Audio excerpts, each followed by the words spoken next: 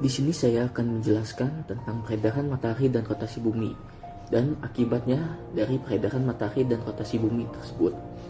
Peredaran matahari atau gerakan semu tahunan matahari adalah pergerakan semu matahari yang seolah-olah bergerak dari selatan ke utara dan kembali ke selatan setiap tahunnya. Hal ini terjadi karena bumi mengelilingi matahari atau revolusi dengan poros yang miring, sehingga yang condong ke matahari kadang kutub utara dan kadang kutub selatan bumi.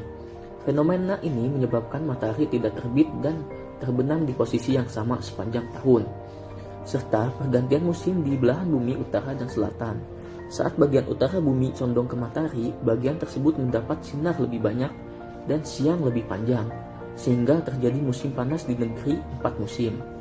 Sebaliknya, pada saat yang sama terjadi musim dingin di bagian selatan bumi. Kejadian matahari mencapai titik paling utaranya dalam gerak semu ini disebut titik balik utara, yang terjadi antara 20 sampai dengan 22 Juni. Sebaliknya, titik balik selatan terjadi ketika matahari mencapai titik paling selatannya, yaitu antara 20 sampai dengan 23 Desember. Titik tengah di antaranya, keduanya disebut ekunikos. Selanjutnya yaitu pengertian dan waktu rotasi bumi. Rotasi bumi adalah peredaran bumi pada poros atau sumbunya.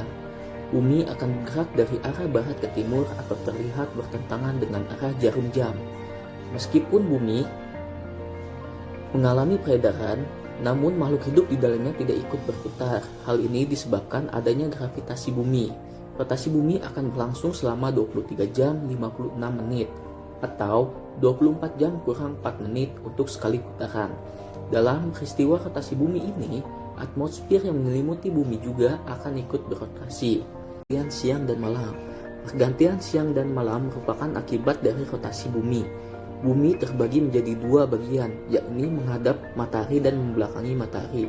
Daerah di bumi akan mengalami siang hari ketika berada pada bagian yang menghadap matahari. Sementara itu, bagian yang membelakangi matahari akan mengalami waktu malam. Akibat yang kedua yaitu perbedaan waktu di berbagai macam negara. Rotasi bumi juga mengakibatkan adanya perbedaan waktu di berbagai macam negara. Contohnya, waktu Jepang 2 jam lebih cepat dibandingkan dengan waktu di Indonesia. Sedangkan, jika dibandingkan dengan negara-negara di wilayah Eropa, waktu Indonesia akan lebih cepat sekitar 6 sampai dengan 7 jam.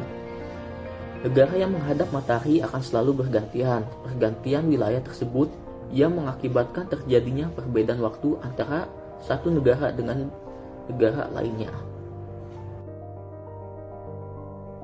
Akibat yang ketiga yaitu gerakan semu harian matahari. Gerakan harian bumi ini juga mengakibatkan gerakan semu harian matahari. Dalam setiap harinya, kita seolah melihat matahari sedang berputar dari arah timur ke barat, atau yang ditandai dengan matahari terbit dan matahari terbenam. Padahal yang terjadi sebenarnya adalah pergerakan bumi, artinya matahari tidak bergerak melainkan bumi yang sedang bergerak. Gerakan yang tidak sebenarnya inilah yang sering disebut dengan gerakan semu harian bintang. Selanjutnya yang keempat yaitu pembelokan arus air laut. Terjadinya ombak di pantai dan arus air laut disebabkan oleh adanya angin. Arus laut ini berbelok ke arah pemutaran jarum jam di belahan bumi selatan. Sementara itu, di belahan bumi utara, arus laut akan berlawanan dengan arah jarum jam. Pembelokan ini disebabkan oleh rotasi bumi, karena bumi akan berputar di bawah benda yang bergerak, seperti air dan udara. Selanjutnya yaitu yang kelima, perbedaan percepatan gravitasi bumi. Rotasi bumi mengakibatkan arah gerakan menjauhi pusat. Akibatnya, bentuk bumi menjadi tidak sempurna dan diameter kutub lebih kecil daripada wilayah khatulistiwa. Kondisi tersebut mengakibatkan wilayah kutub mengalami gravitasi yang lebih cepat. Selanjutnya yaitu yang keenam, adanya berbagai macam iklim di belahan bumi. Nah, berbagai macam iklim di belahan bumi ini terbagi menjadi 4 iklim. Yang pertama yaitu iklim tropis, yang kedua iklim subtropis, yang ketiga iklim sedang, dan yang terakhir yaitu iklim dingin. Selanjutnya yaitu jenis iklim tropis.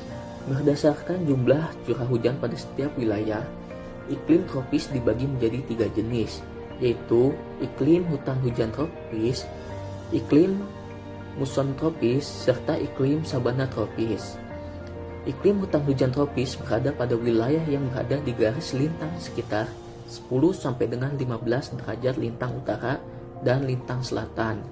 Wilayah ini mencakup yaitu Indonesia, Singapura, Malaysia, Brunei, dan Brazil. Iklim muson tropis.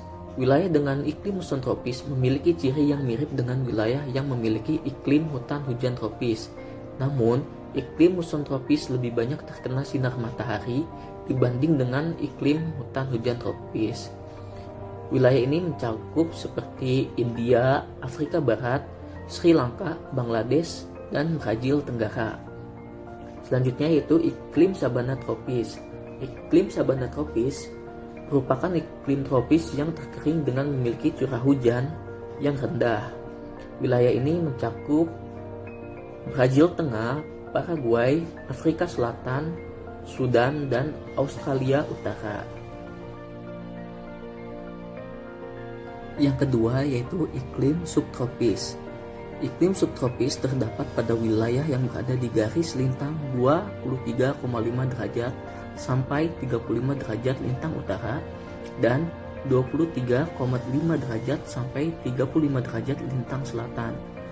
Wilayah subtropis merupakan wilayah yang berada di sekeliling wilayah iklim tropis, yang menjadi peralihan antara iklim tropis dan iklim sedang. Wilayah ini berada tepat pada bagian utara atau atas bagian selatan atau bawah khatulistiwa. Wilayah dengan iklim ini memiliki 4 musim yang dialami setiap tahunnya, yaitu musim semi, musim panas, musim gugur, dan musim dingin. Yang ketiga yaitu iklim sedang. Iklim sedang terjadi pada wilayah yang berada di garis lintang 40 derajat sampai dengan 66,5 derajat lintang utara dan lintang selatan. Wilayah dengan iklim sedang memiliki 4 musim, yaitu musim semi, musim panas, musim gugur, dan musim dingin. Iklim ini terbagi menjadi 4 jenis, yaitu iklim laut pantai barat, iklim stapa, iklim gurun, dan iklim benua lembab. Wilayah dengan iklim laut pantai barat memiliki suhu yang lembab dan menduang saat musim dingin, serta kering, dan cerah saat musim panas. Wilayah dengan iklim stapa memiliki udara yang sejuk. Wilayah dengan iklim gurun memiliki suhu yang sejuk, tetapi akan kering dan panas saat musim panas dan berangin saat musim angin. Yang keempat, sekaligus menjadi penutup, yaitu adalah iklim dingin. Iklim dingin terdapat pada wilayah yang berada di garis lintang 66,5 derajat lintang utara sampai 90 derajat lintang utara dan 66,5 derajat lintang selatan sampai 90 derajat lintang selatan. Terdapat lebih dari 20% wilayah di permukaan bumi yang memiliki iklim dingin. Iklim ini berada jauh dari garis khatulistiwa, yaitu berada di wilayah kutub bumi. Iklim dingin terdiri dari musim panas yang sejuk dan atau dengan dingin, dan musim dingin dengan suhu yang sangat dingin hingga dapat membentuk lapisan es.